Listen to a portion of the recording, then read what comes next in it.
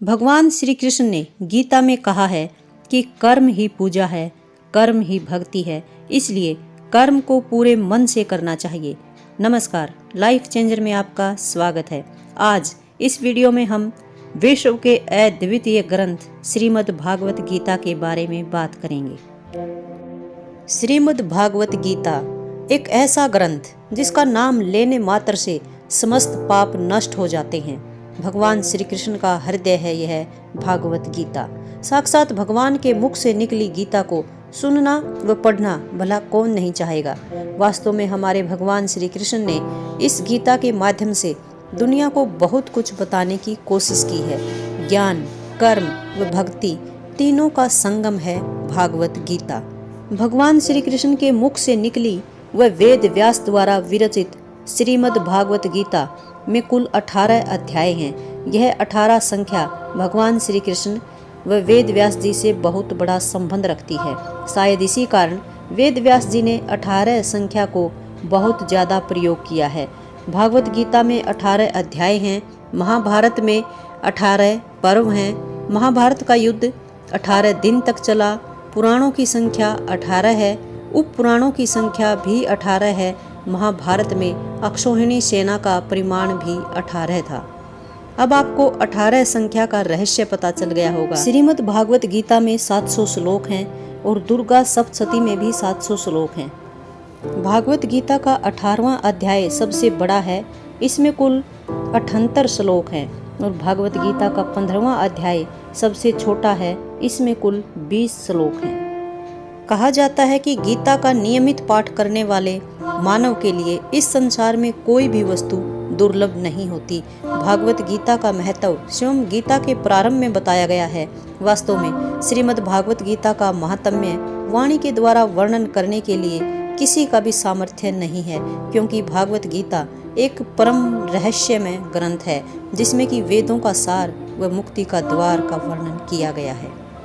जिस प्रकार भगवान को भोग लगाने के बाद भोजन या अन्य कोई भी वस्तु प्रसाद बन जाती है और व्यक्ति उसका सेवन सच्ची श्रद्धा भावना के साथ करता है, उसी प्रकार श्रीमद् भागवत गीता भी श्री कृष्ण जी के मुख से निकला महाप्रसाद है। जो व्यक्ति इस महाप्रसाद को शुद्ध मन व सच्चे आचरण से स्वीकारता है, इस पर अमल करता है, उसका जीवन धन्य हो जाता है। आज की पीढ़ी को समझना होगा कि गीता आत्मा का दर्पण है। श्रीमद् भागवत गीता रूपी दर्पण में जब आप प्रवेश करेंगे तो आपको आपके ही दर्शन होंगे। तब आप पहली बार अपने आप को मुखौटे रूपी चेहरे के पीछे के वास्तविक रूप में देख सकते हैं। जब नृत्य श्री कृष्ण ने किया तो वह रास हो गया, और जब अर्जुन से संवाद किया तो वह गीता हो गई। आज के परिवेश में जब हम कृष्ण जी के व्यक्तित्व को सहस्त्रों वर्ष के अंतराल में देखते हैं तो कमाल के अनुभव होते हैं। जहाँ कारागार में उनका जन्म हुआ तो मृत्यु मात्र एक बाल रुदन के स्वर पर टिकी हुई थी। श्रीमद् भागवत गीता विश्व का अद्वितीय ग्रंथ है।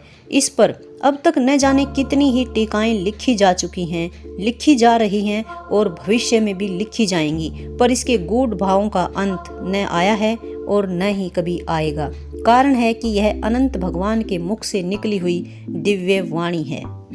गीता का प्राकट्य भगवान श्री कृष्ण के श्री मुख से ज्योतिषर में एक दिव्य वट वृक्ष के नीचे मार्गशीर्ष मास शुक्ल पक्ष की एकादशी तिथि को हुआ था। ज्योतिषर हरियाणा प्रदेश के कुरुक्षेत्र जिले में एक छोटा सा कस्बा है।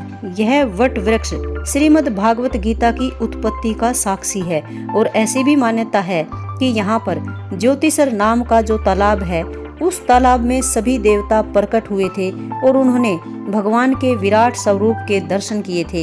यह अक्षय वट वृक्ष और सरोवर श्रीमद् भागवत गीता के साक्षात साक्षी हैं। गीता का उपदेश किसी एक मजहब या धर्म के लिए नहीं है। भगवान श्री कृष्ण ने संपूर्ण मानव जाति के कल्याण के लिए यह उपदेश दिया है।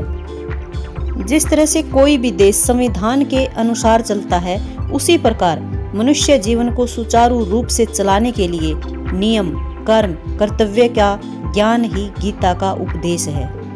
गीता जीवन जीना सिखाती है, कर्तव्य का बोध करवाती है, मुक्ति का मार्ग बताती है। जीवन में सभी प्रकार की सफलताओं को प्राप्त करने का रहस्य श्रीमद् भागवत गीता में ही समाहित है। उम्मीद है कि ये जानकारी आपको अच्छी लगी होगी। अगर आपको ये वीडियो अच्छी लगी हो तो लाइक कर देना। धन्यवाद।